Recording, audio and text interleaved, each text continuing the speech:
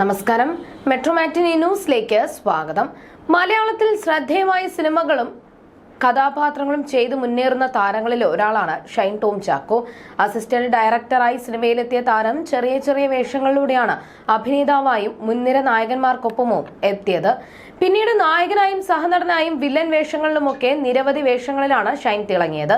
സിനിമയ്ക്കകത്ത് അഭിനയം കൊണ്ട് വിസ്മയിപ്പിക്കുമ്പോൾ പുറത്ത് പലപ്പോഴും വിവാദങ്ങളും രസകരമായ ചില പ്രതികരണങ്ങളുമാണ് ഷൈൻ ടോം ചാക്കോയെ ശ്രദ്ധേയനാക്കുന്നത്. ഇപ്പോഴിതാ ആരാധകരെ ഏറെ വേദനിപ്പിക്കുന്ന വാർത്തയാണ് പുറത്തുവരുന്നത്. നടൻ ഷൈൻ ടോം ചാക്കോയുടെ പിതാവ് ചാക്കോ വാഹനാപകടത്തിൽ മരിച്ചു. അപകടത്തിൽ ഷൈനിനും അമ്മയ്ക്കും പരിക്കേറ്റു. തമിഴ്നാട്ടിലെ സേലത്ത് വെച്ച് ഇന്ന് പുലർച്ചെയാണ് വാഹനം അപകടത്തിൽപ്പെട്ടത്. കുടുംബം സഞ്ചരിച്ച കാർ ലോറിയുമായി കൂട്ടിയിടിക്കുകയായിരുന്നു. പോലീസും നാട്ടുകാരും ചേർന്നാണ് അപകടത്തിൽപ്പെട്ടവരെ ആശുപത്രിയിൽ എത്തിച്ചത്. ബംഗളൂരുവിലേക്ക് ഷൈനിന്റെ ചികിത്സാർത്ഥമായിരുന്നു കുടുംബത്തിന്റെ യാത്ര.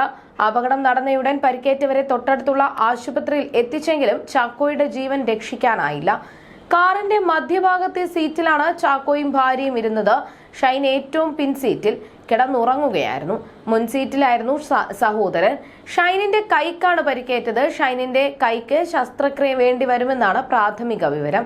അമ്മയുടെയും സഹോദരന്റെയും ഡ്രൈവറുടെ പരിക്ക് നിസ്സാരമെന്നാണ് വിവരം. ഇന്നലെ രാത്രി 10 മണിയോടെയാണ് കുടുംബം കൊച്ചിയിൽ നിന്നും യാത്ര തിരിച്ചത്. തൊടുപുഴയിലെ ചികിത്സ പൂർത്തിയാക്കിയ ശേഷം ചികിത്സ ബംഗളൂരുവിലേക്ക് മാറ്റിയിരുന്നു. അതേസമയം മുൻപൊരു അഭിമുഖത്തിൽ ഷൈൻ പറഞ്ഞ വാക്കുകളും ഏറെ ശ്രദ്ധ നേടിയിരുന്നു. അച്ഛനും അമ്മയും അനിയനുമാണ് എപ്പോഴും എന്റെ കൂടെ ഉണ്ടാകാറുള്ളത്. എന്റെ സംരക്ഷകർ അവരാണ്. അതുകൊണ്ട് തന്നെ അവർക്ക് കുറെ ബുദ്ധിമുട്ടുകൾ ഞാൻ ഉണ്ടാക്കിയിട്ടുമുണ്ട്. എന്നാലും അവരെന്നെ കൈവിടാതെ കൂടെ നിന്നു എന്നാണ് കുടുംബത്തെക്കുറിച്ച് ഷൈൻ പറഞ്ഞിരുന്നത്. എന്റെ അമ്മ എന്നെ പഠിപ്പിച്ചതാണ്. എന്റെ വിശ്വാസങ്ങൾ ഒരു മതവിഭാഗത്തിൽ പെട്ടതുകൊണ്ട് അതിന്റെ ഭാഗമായി വിശ്വാസങ്ങൾ കൊണ്ട് നടക്കുന്നു എന്നേ ഉള്ളൂ.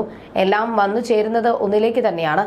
എന്ത് വന്നാലും മുന്നോട്ട് പോകുമെന്ന വിശ്വാസമാണ് എന്നെ ഇങ്ങനെ പിടിച്ചു നിർത്തുന്നത്. ചാരമായാലേ പറക്കാൻ പറ്റൂ എന്ന് പറയില്ലേ, അത് മനസ്സിലുണ്ടാകണം. പുറത്തുനിന്ന് ഒരാൾ എത്ര നമ്മളെ സംരക്ഷിച്ച് സ്വാധീനിച്ച് കൂടെ നിന്നാലും നമ്മുടെ ഉള്ളിൽ നിന്ന് ആ തോന്നൽ ഉണ്ടായില്ലെങ്കിൽ അതിൽ കാര്യമില്ലാതെയാകുമെന്നും ഷൈൻ പറഞ്ഞിരുന്നു.